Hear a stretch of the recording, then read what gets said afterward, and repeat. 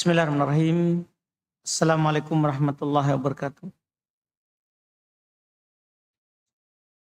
Innal hamdalillah nahmaduhu wa nasta'inuhu wa nastaghfiruh wa na'udzu billahi min syururi anfusina wa min sayyiati a'malina.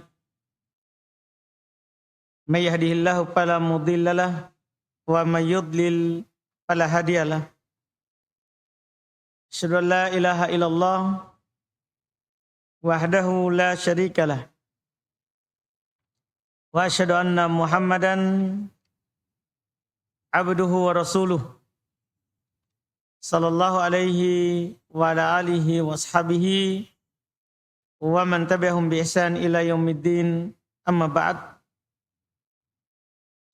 Alhamdulillah, pada pertemuan kita hari ini setelah bulan lalu kita menyelesaikan kitab Thalathatul Usul karya Imam Al-Mujaddid Syekhul Islam Ibn Taimiyah rahimahullah.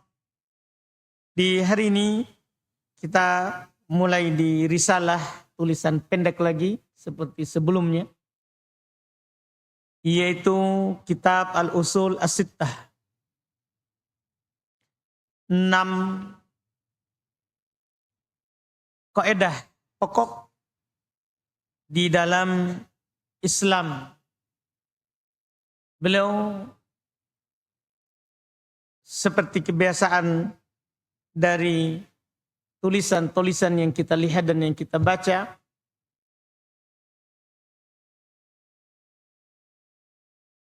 memberikan kepada kita tulisan-tulisan ringkas dengan poin, itu untuk memudahkan kita mendapatkannya, mempelajarinya, dan juga membuat kadang kita semangat untuk hadir. Karena ini cuma 6. Iya. Tapi bersamaan dengan pendeknya, seperti sebelumnya ada Al-Qawaid Al-Arba', 4 kaidah mengenal syirik dan tauhid. Kemudian yang kita baca selesai bulan lalu, Thalathatul Usul, 3 usul yang wajib ditahu oleh muslim dan muslimah. Itu kan poin-poin yang membuat semangat itu ya naik karena mengetahui jumlahnya. Ya, dan ini adalah thariqah, cara dari Nabi sallallahu alaihi wasallam, bahkan cara dari Allah Subhanahu wa taala dalam menyampaikan ilmu, wahyu. Misalnya kita bisa lihat awal surah Al-Baqarah. Allah Subhanahu wa taala memulai dengan membagi manusia ada 3. Ada yang beriman, ada yang kafir, ada yang munafik. Bisa kita lihat di awal Al-Baqarah, Alif Lam Mim, dzalikal kitab la raiba fi hudal lil muttaqin.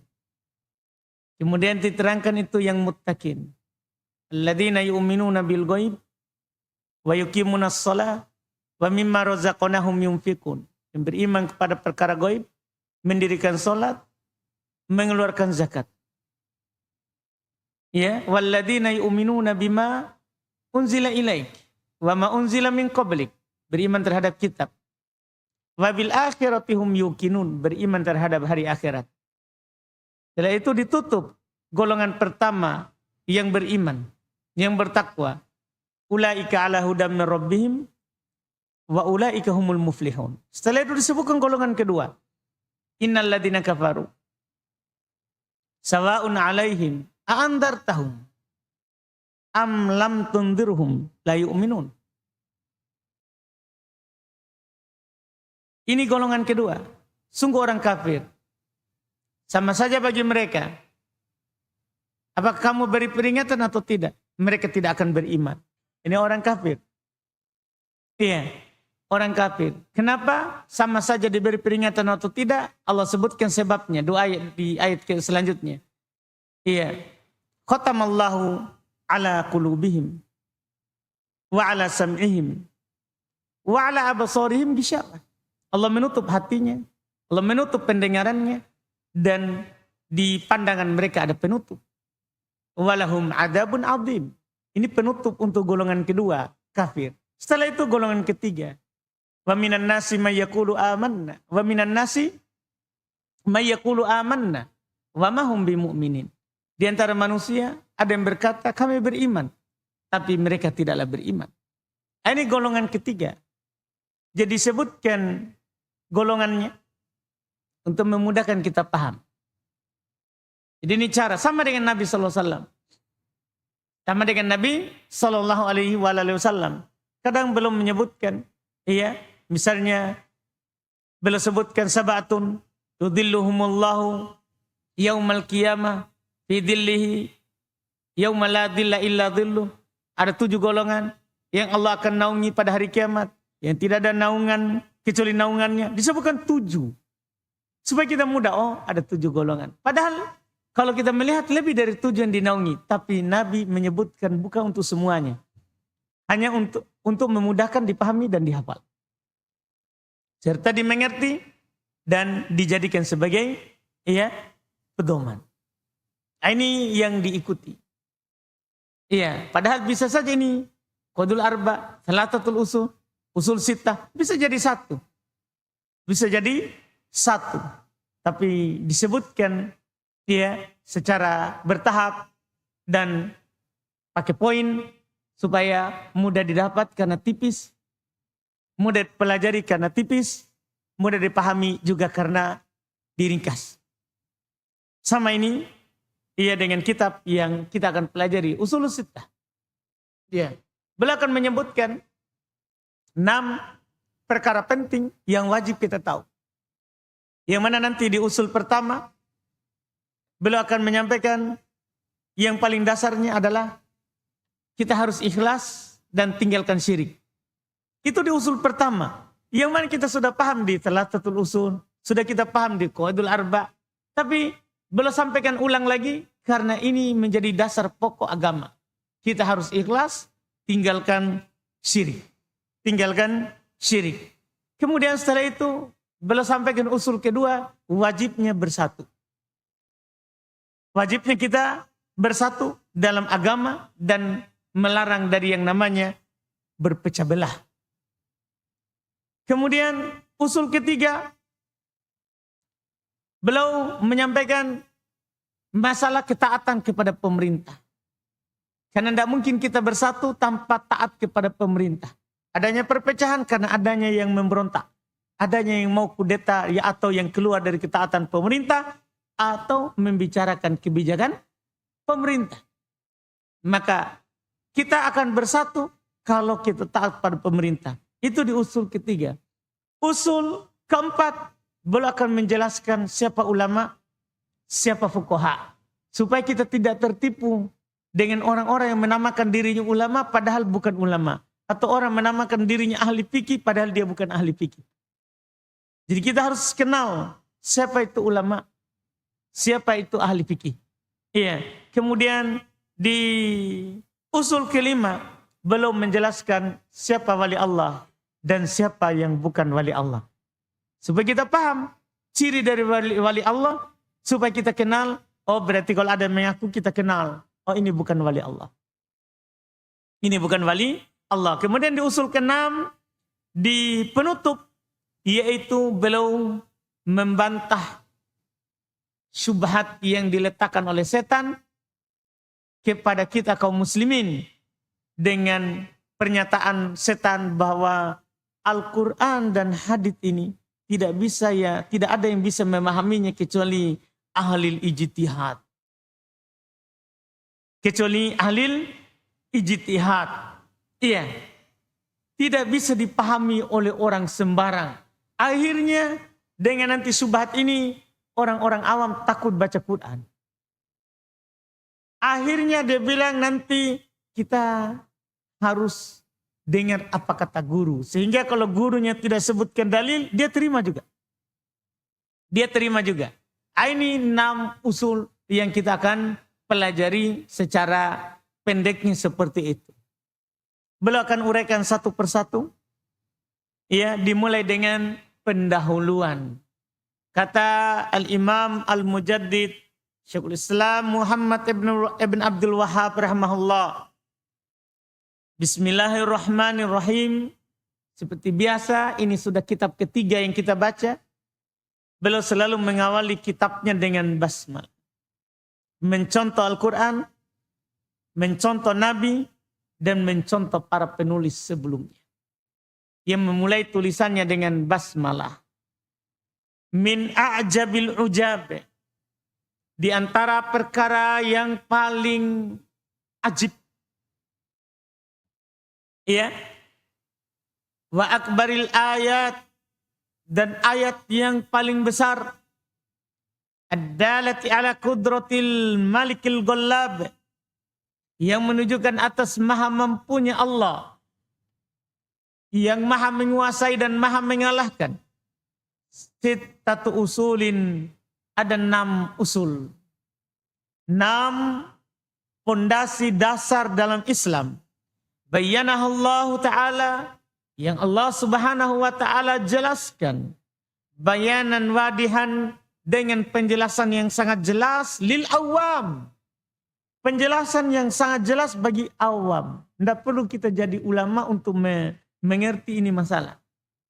Awam. Nanti kita akan paham. Kita akan lihat nanti. Allah subhanahu wa ta'ala jelaskan 6 usul. 6 kaidah dasar dalam beragama. Allah subhanahu wa ta'ala jelaskan dengan penjelasan yang sangat jelas. Bahkan bagi orang awam. Fauqa ma yadunnu dhannun.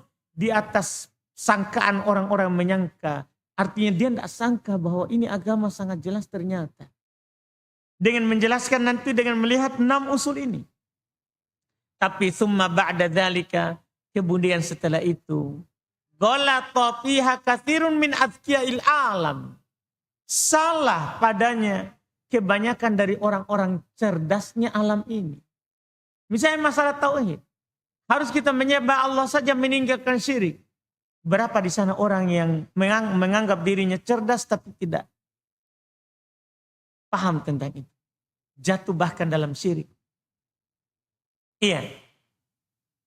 Wa qala'i bani Adam. Dan orang-orang yang berakalnya dari anak Adam. Illa aqallal qalil. Kecuali sedikit dari yang sedikit. Hanya sedikit. Ya. Yang bisa memahaminya dengan baik. Dan menerapkannya serta bertahan di atasnya. Karena kadang ada orang tahu. Kita wajib bertauhid, tinggalkan syirik. Tapi tidak mampu bertahan di atas itu. Tidak mampu bertahan di atas itu. Kadang ada orang tahu, ya, ada orang tahu bahwa wali Allah itu harus begini, tapi tidak mampu bertahan di atas. Iya, makanya ini masalah yang paling jelas. Tapi kebanyakan orang-orang cerdas di alam ini itu, ya, bodoh atau pura-pura bodoh terhadap. Makanya ini 6 usul menjadi penting. Karena banyak kaki yang tergelincir. Banyak kaki yang tergelincir di dalamnya. Iya. Bahkan dari ulama.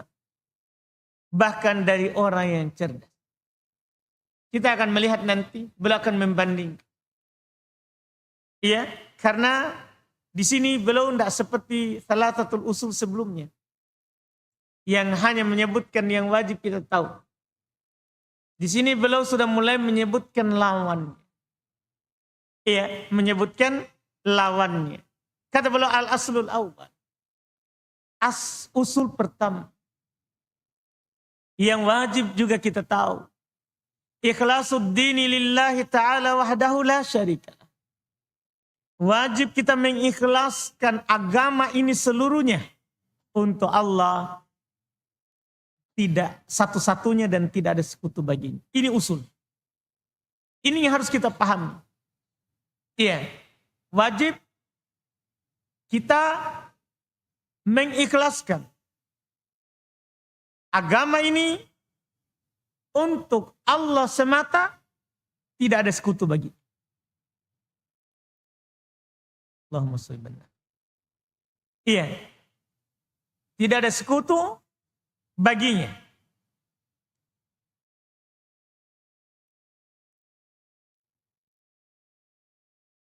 Usul ini, sebelum kita lebih jauh dari apa yang beliau ucapkan, adalah merupakan kaidah agama. Bahwa dalam kehidupan ini, wajib bagi kita mengikhlaskan agama seluruhnya untuk Allah. Tidak boleh menyekutukannya dengan sesuatu apapun. Ini kaidah agama. Kalau kita melihat di Thalathatul Usul dan Qawaidul Arba, disinilah ya pertikaian antara para rasul dan umatnya dalam perkara mengikhlaskan agama seluruhnya untuk Allah dan meninggalkan yang namanya syirik. Iya. Kita sudah tahu di 2 buku sebelumnya, para nabi dan para rasul diutus untuk ini. Ani ibudullaha wajtanibut tagut. Sembahlah Allah, tinggalkan tagut. Allah firman, Allah Subhanahu wa taala katakan seperti itu. Walaqad ba'atna fi kulli ummati rasul. Sungguh kami telah mengutus pada setiap umat seorang rasul. Seruannya, ani ibudullah wajtanibut tagut. Sembah Allah, tinggalkan tagut. Ini usul. Ini kaidah agama. Harus kita paham itu. Rasul pertama, Nuh, sampai rasul terakhir, Nabi Muhammad, semuanya menyerukan, sembah Allah, tinggalkan selain Allah. Ini usul. Dan ini sangat jelas di Quran. Tidak ada sama sekali kesamaran.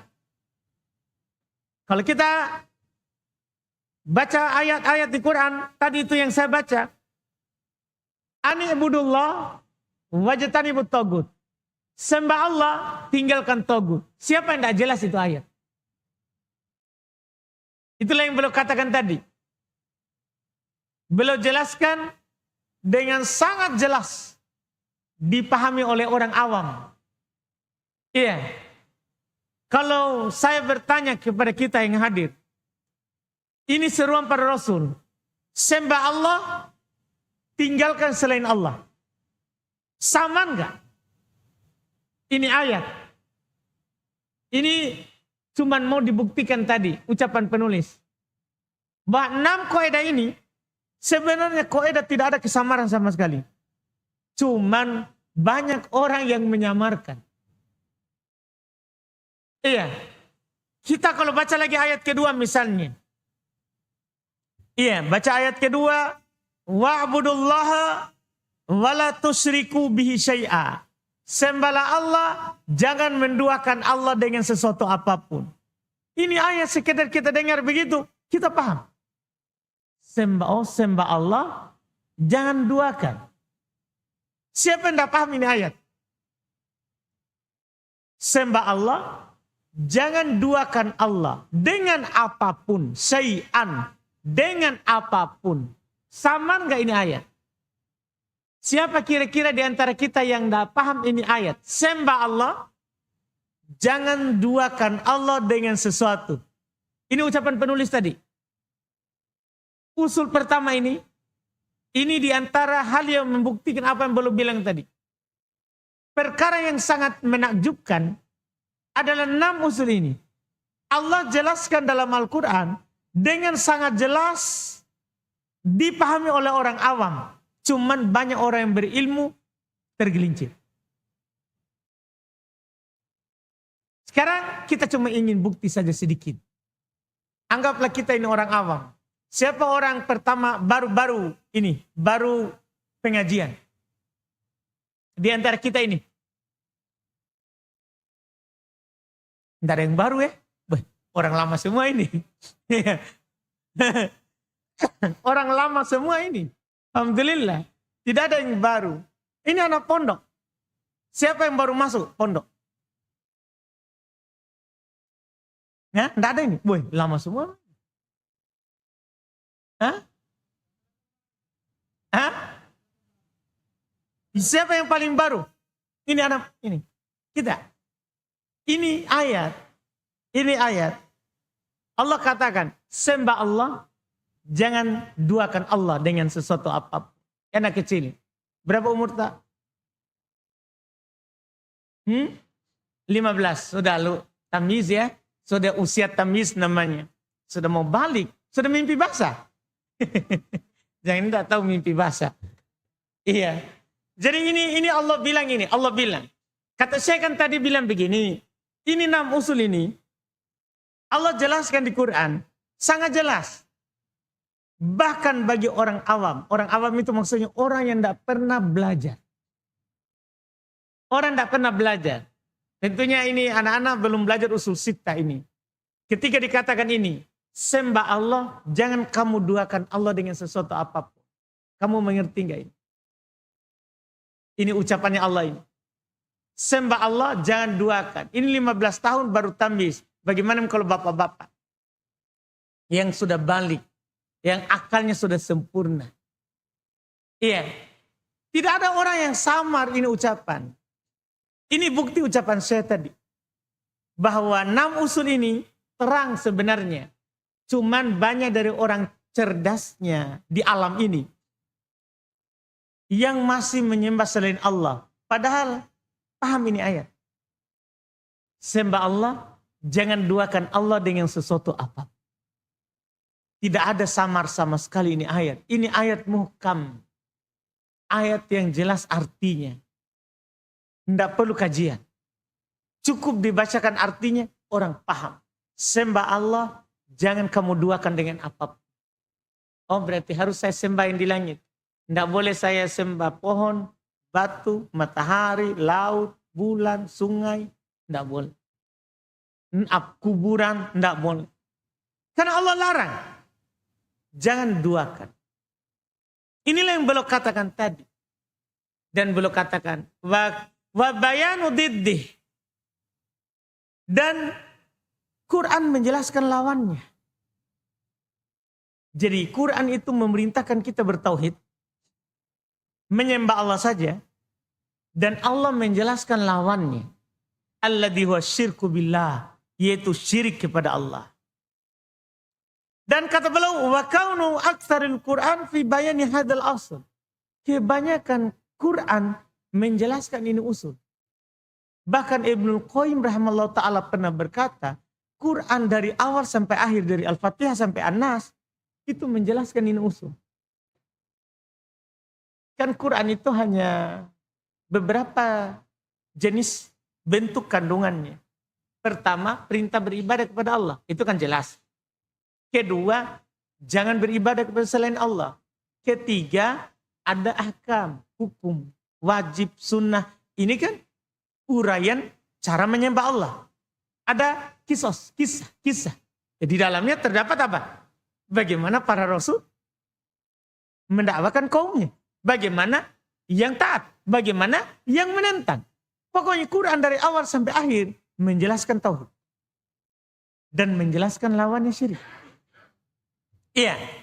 Min wujuhin syatta. Kata beliau, dari berbagai macam sisi penjelasan. Ini Quran, dia adalah yang paling sempurna menjelaskan bagaimana harusnya kita bertauhid dan bagaimana harusnya kita meninggalkan yang namanya peribadatan kepada selain Allah. Dari berbagai macam bentuk pembicaraan. Bikalamin yafhamuhu abladul ammah. Dengan ucapan yang dipahami orang yang paling bodohnya di tengah manusia. Orang yang paling bodohnya di tengah manusia. Iya. Ketika kita membacakan perintah Allah untuk menyembahnya, tidak ada orang awam sekalipun yang tidak paham. Anggaplah perintah pertama di Quran, Mbak, di surah Al-Baqarah. Perintah pertama di Quran di surat Al-Baqarah. Ya ayuhan nas, setelah menjelaskan 3 golongan manusia tadi. Ada yang beriman, ada yang kafir, ada yang munafik. Allah katakan, ya ayuhan nas, u'budu rabbakum alladzi khalaqakum. Wahai sekalian manusia, sembah Rabb kalian yang menciptakan. Ini ucapan semua biar orang bodoh sekalipun di tengah masyarakat paham. Oh, saya diperintah untuk menyembah Tuhan yang menciptakanku. Iya. Ini dipahami. Bahkan kata beliau, oleh orang yang paling bodoh pun di tengah masyarakat. Cuman masalahnya setelahnya kata beliau, Tumma soro ala aktsaril umma masoro. Kemudian terjadilah apa yang terjadi di mayoritas umat Islam. Apa yang terjadi? Adhara lahum syaitanu al-ikhlas fi suratut tanaqqusis solihin. Setan menampakkan kepada mereka keikhlasan dalam bentuk kalian kurang dalam menunaikan hak orang soleh. Wa taksir fi hukukihim. Dan kurang dalam hak mereka. Itu awal setan. Setan itu paling pintar. Jadi setan mulai gini. Kalau kamu bilang hanya menyembah Allah, akhirnya kamu bilang sembah Allah saja, jangan syirik. Kamu tidak menghargai orang soleh. Datang-datangi kuburannya. Itu awal bisikan setan. Setan itu paling pintar. Dia tidak langsung bilang, sembah itu kuburan. Tidak pernah. Kita bisa melihat kesyirikan awal kaum Nabi Nuh. Kesyirikan awal kaum Nabi Nuh. Tidak ada sama sekali setan bilang di awal, sembah ini gambar orang soleh. Tidak. Setan cuma bilang, buat gambarnya itu orang soleh yang meninggal. Untuk mengingatkanmu. Supaya kalau kamu lihat, kamu semangat beramal. Bayangkan awalnya. Awal bisikannya itu. Tidak langsung bilang, sembah ini kuburan. Sembah ini foto. Tidak. Cuma dia bilang, buat untuk mengingatnya. Berlalu masa. Setan yang paling sabar dalam menyesatkan orang. Berlalu masa, generasi, dilupakanlah sebab awal tadi. Akhirnya setan membisikkan kedua. Dulu ini nenek moyangmu tidaklah memajang ini. Kecuali untuk usap-usap. Cari berkah. Bayangkan. Belum disembah juga. Baru dicari berkahnya. Jadi mulailah dia mengusapnya. Dia usap fotonya, dia usap badannya. Berkah. Itu tahap berikutnya. Setelah itu lama-lama disembah. Lihat setan ini. Kita paham harus menyembah Allah. Kita paham harus meninggalkan syirik. Tapi setan mulai bisikan, kalau begitu kamu meninggalkan haknya orang soleh. Masa orang baik kamu tidak agung, tidak hormati. Lihat pintarnya setan. Ini subhat yang diletakkan oleh setan. Yang akan nanti menggugurkan itu usul. Yang biar orang bodoh paham. Saya harus sembah Allah menciptakan saya. Tapi setan masuk dari jalur. Kalau kamu berpikiran begitu, sehingga kamu tidak pergi ke kuburan orang soleh, kamu kurang dalam haknya. Wa adhara lahumus syirka billahi fi surati mahabbati solihin wa atba'ihim. Setan menampakkan dari sisi lain kesyirikan itu dalam bentuk mencintai orang soleh. Jadi masuk di situ. Karena kapan orang mulai berlebihan cinta orang soleh, ada pengagungannya, mulai dia sembah itu pasti. Iya kan? Jangan yang meninggal. Yang hidup saja. Kalau kita merasa takjub sekali sama seorang ustadz, iya, pasti kita akan menerima ucapannya walaupun tanpa dalil yang kita tahu. Bahkan bukan lagi ucapannya. Sekedar kita lihat dia lakukan, kita kira itu syariat. Iya, kita kira itu syariat. Kenapa? Karena sudah ada pengagungan yang berlebihan di dalam hati. terhadap orang baik, terhadap orang soleh. Kita kira semua yang dia lakukan itu adalah syariat. Padahal Nabi saja yang beliau lakukan tidak semuanya syariat. Bahkan ada yang beliau lakukan karena tabiat beliau sebagai manusia biasa. Buang air, besar kecil, makan dan minum. Itu kan tabiat manusia. Tabiat manusia. Yang syariatnya adalah cara makan, cara minum, cara buang air. Itu yang syariatnya. Iya, itu yang syariatnya. Makanya tidak diatur oleh Nabi, buang air harus pagi. Buang air harus siang. Jadi kalau keluar air tak pagi, gimana? Oh tunggu siang karena Nabi suruh siang. Kan susah. Itu tabiat manusiawi. Itu kebutuhan manusiawi. Bukan diambil sunnah darinya. Apalagi bukan Nabi. Kan begitu. Apalagi yang bukan Nabi. Nabi saja ada namanya hal memang keharusan sebagai manusia biasa. Ada juga yang belum lakukan karena apa? Kebiasaan orang setempat. Misalnya para ulama mencontohkan Nabi pakai imamah. Bukan berarti kita semua harus pakai imamah. Iya. Bukan berarti begitu. Karena kata para ulama, belumlah pakai imamah karena memang penduduk Makkah pakai imamah. Sebelum masa Islam. Sebelum masa Islam. Iya. Makanya tidak diatur pakai imamah atau tidak. Iya, makanya tidak ada Nabi bilang, kalau kamu muslim pakai kok imamah semua. Tidak. Iya. Beda dengan hal yang disyariatkan, misalnya kita dilarang menurunkan kain di bawah mata kaki. Nah, itu baru syariat. Itu baru syariat. Kita pakai pakaian yang menutup aurat. Pakai pakaian yang menutup aurat. Itu anjuran dalam syariat. Anjuran dalam syariat. Iya. Jadi diatur bentuknya itu. Diatur bentuknya. Ini. Iya. Yang harus kita pahami caranya setan. Jadi setan menampakkan, memunculkan itu syirik dari jalur cinta orang soleh. Hati-hati. Kita bisa melihat sekarang orang. Kalau kita bertanya kenapa bisa itu kuburan sana didatangi terus. Sebenarnya awalnya adalah cinta orang soleh. Kalaupun kita bilang tidak boleh kamu ke sana. Ini tidak cinta orang soleh ini. Begitu orang. Jadi setan memang memasukkan ke situ. Syirik dalam bentuk apa? Cinta orang soleh.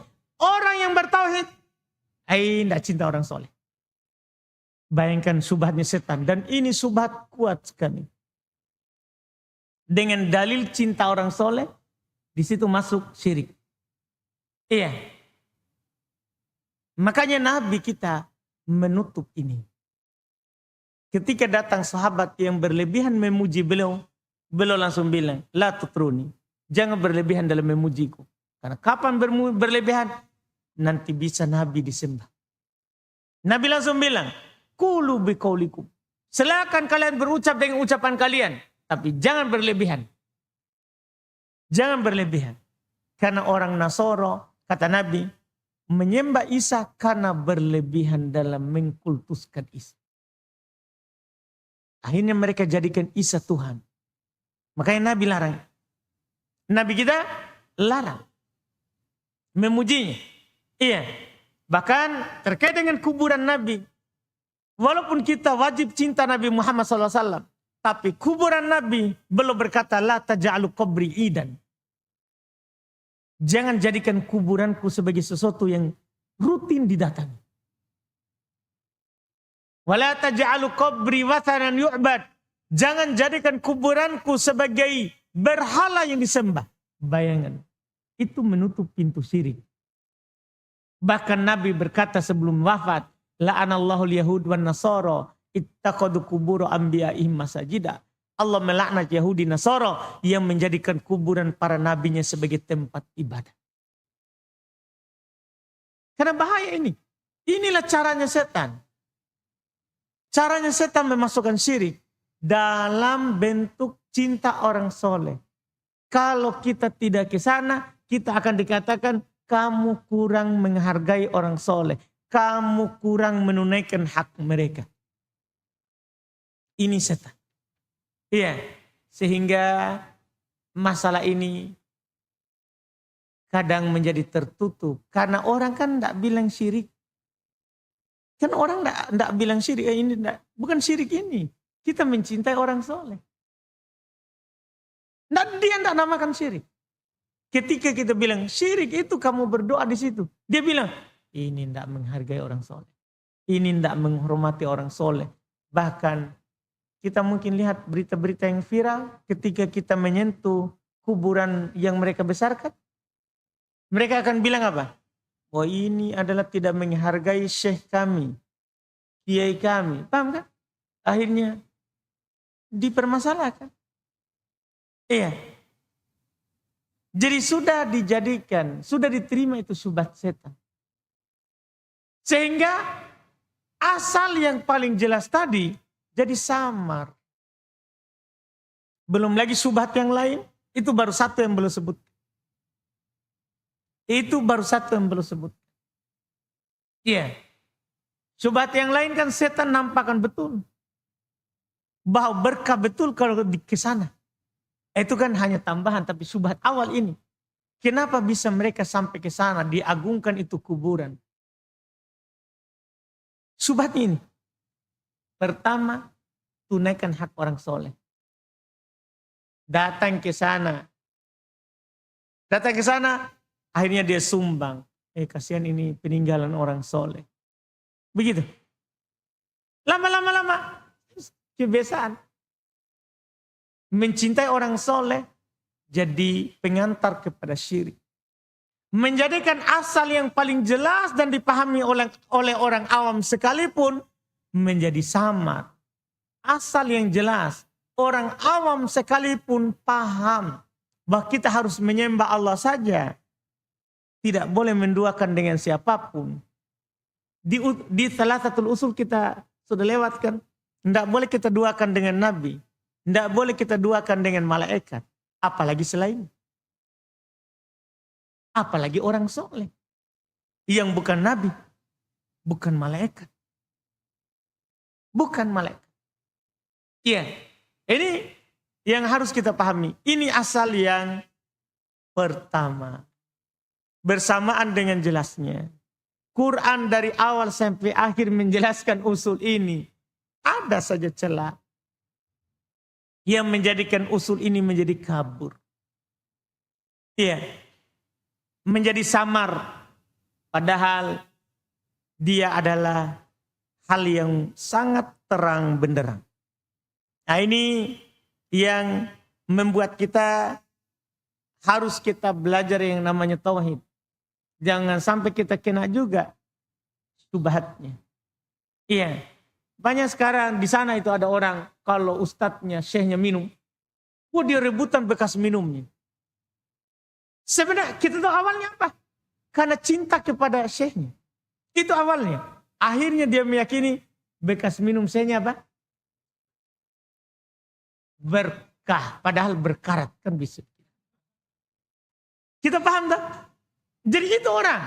Kenapa gini-gini? Kenapa banyak di sana orang manfaatkan ini? Bahkan orang soleh, kelihatan soleh. Kenapa banyak orang jual air sentuhannya? Ada orang bawa air botol, sentuh. Sudah dapat mie amplop. Iya, dapat jual. Jadi jual air, cukup dia sentuh begini. Oh jadi, bawa lagi, berkah lagi. Kenapa sebenarnya itu muncul? Cinta orang soleh awalnya. Padahal kita tidak boleh menetapkan sesuatu itu berkah. Kecuali syariat bilang itu berkah. Kecuali syariat bilang itu adalah apa? Berkah. Misalnya Quran berkah. Quran berkah. Iya, Nabi berkah jasadnya. Iya, Nabi berkah. Para sahabat kalau baru lahir anaknya, dia bawa ke Nabi. Baru lahir, dia tidak susui dulu. Bawa dulu ke Nabi. Mereka berharap bahwa yang dia makan pertama adalah yang dikunyakan oleh Nabi. Karena berkah. Nabi badannya berberkah. Tidak boleh kita datang, ada anak taman lahir, kita bawa ke ustaz. Ustaz, kunyakan dulu kurma.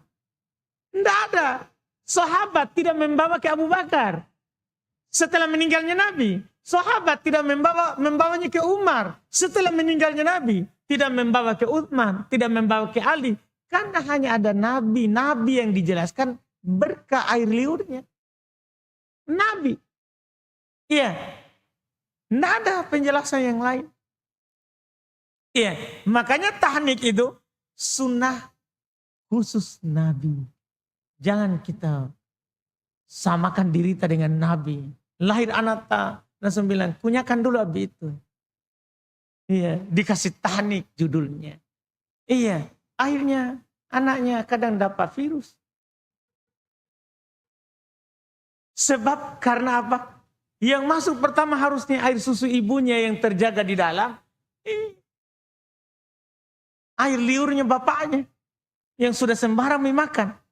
Ini kan masalah. Sebenarnya yang pokok yang saya ingin sampaikan kepada kita. Kenapa sebenarnya sampai begitu? Kenapa sampai begitu? Itu karena setan menampakkan syirik dalam bentuk cinta orang soleh. Ini di jalan awal. Ketika kita berlebihan cinta orang soleh, begitu jadinya. Makanya di dalam syariat kita ini dilarang berlebihan memuji. Dilarang berlebihan kagum. Dilarang. Dilarang. Iya, tidak dibolehkan. Untuk apa? Ini namanya sad ad-dara'i, menutup celah kesyirik. Menutup pintu kesyirik. Iya, karena bahayanya itu ketika kita berlebihan, biar apapun yang dilakukan oleh orang soleh itu jadi benar. Nanti sebenarnya saya bisa menyebutkan terkait dengan orang-orang yang mengaku wali. Bagaimana di sana orang gila terhadapnya. Ketika orang mengaku dirinya apa? Wali. Cuman karena kita tidak mau contohkan di sini. Karena nanti akan datang pembahasan khusus. Wali Allah dan wali setan. Wali Allah dan wali setan. Jadi kita tidak sebutkan di sini. Ya, supaya nanti tidak berulang. Kita fokus kepada pelanggaran yang dilakukan oleh orang dengan dalil cinta orang soleh. Dengan dalil cinta orang soleh. Jadi setan, ingat ini pekerjaannya setan. Setan menampakkan dengan kamu tidak mendatangi orang soleh, meminta berkah kepadanya, kamu kurang dalam menunaikan haknya. Di sisi lain, dengan kamu mendatanginya, menghormatinya, menganggapnya mulia, bahkan mengambil berkah darinya, itu adalah tauhid, bukan syirik. Itu adalah tauhid, bukan syirik. Jadi tauhid dianggap salah, ya, dianggap salah. Syirik dianggap tauhid. Dan telah benar dalam berakhlak. Ini juga dalil ini. Kadang mereka bilang, kamu kurang berakhlak. Ketika kita tidak setuju sama orang soleh, penting memang akhlak sebelum berilmu. Begitu jadinya. Padahal tidak mungkin orang itu berakhlak tanpa ilmu. Tidak bisa. Mau kita paksa bagaimanapun, tidak bisa orang berakhlak tanpa ilmu. Iya, tidak bisa. Kalau ada yang terjadi orang berakhlak tanpa ilmu, maka itu hanya ketundukan yang bersifat jasad. Iya, karena di sana ulama kita menjelaskan perbedaan ketundukan. Ketundukan dengan ilmu itu beda dengan ketundukan dengan jasad. Tanpa ilmu. Kalau kita tunduk dengan ilmu, kita patuh. Karena itu Allah cintai. Tapi kalau ketundukan karena takut atau jasad saja, maka itu karena takut dunianya. Apakah karena dia kuat, banyak pengikutnya, itu ketundukan badan namanya. Dan itu tidak akan berguna. Tidak dianggap berakhlak. Ini tapi sekali lagi, ini adalah caranya setan. Inilah usul yang pertama. Usul yang pertama. Ikhlasu lillahi wahdah la syarikalah. Mengikhlaskan ibadah agama ini hanya untuk Allah saja, tidak ada sekutu baginya. Tidak ada sekutu baginya. Nah, kemudian nanti usul kedua ya, nanti kita akan ambil. Ini hanya pendahuluan. Ya, kita tadi ambil pendahuluan, pembukaan, kemudian baca usul pertama. Nanti insya Allah di pertemuan yang akan datang, kita masuk di usul kedua, dan nanti insya Allah sudah bisa kita ambil mungkin 2 usul ya dalam satu kali pertemuan. Dalam satu kali pertemuan. Ini nanti insya Allah. Usul kedua terkait dengan wajibnya taat, wajibnya bersatu dalam agama dan dilarangnya bercerai-berai ia dalam agama. Baik, kita cukupkan. Alhamdulillah, mudah-mudahan bermanfaat. Insya Allah kita lanjutkan lagi nanti. Subhanallah, hamdik, asyhadu an la ilaha illa anta, astaghfiruka wa atubu ilaik. Assalamualaikum warahmatullahi wabarakatuh.